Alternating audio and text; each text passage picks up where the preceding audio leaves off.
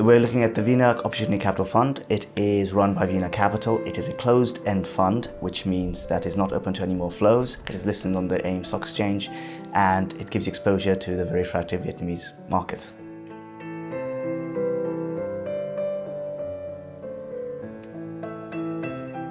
It's an attractive growth market, as is most markets in the emerging markets world.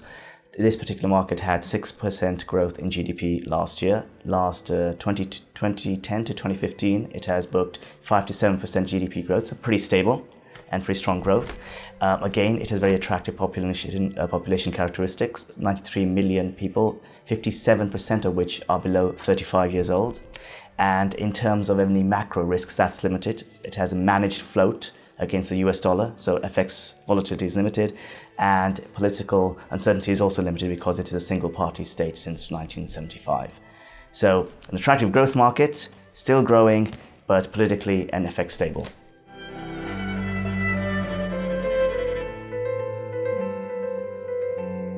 The performance has been very strong. The last 5, 3 and 1 years, they have outperformed the VN index, and last year's performance was a little over 30% compared to the VN index of 25%, and the share price itself was actually up 40%. It was the NAV per share that was up 30%.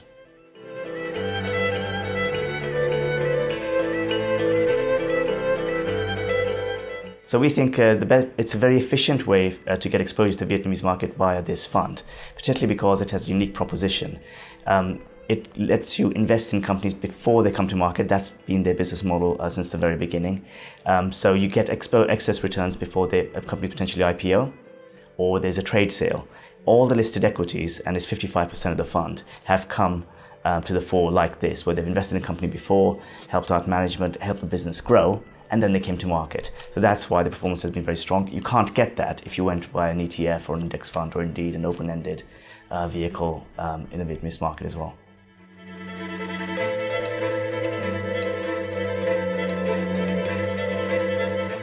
I have management. I have met the CIO and the investment director, Andy Ho and Khan Vu. Very experienced management team. But Andy has been at VinaCapital for 10 years. Khan has been there for 6 years. They both have a wealth of international experience. Andy was previously head of investments at Prudential Vietnam, and Khan has worked in asset management and investment banking, and most recently was at Macquarie. So you have people with international experience, but importantly, these are Vietnamese citizens, so they have a very deep understanding of the market on the ground. And I just emphasize this is important because Credit Suisse, once upon a time, used to try to set up what they were doing in terms of investing in companies before they came to market, and then getting the excess returns. But that fund did liquidate a couple of years ago. So this is a unique proposition to get this kind of exposure.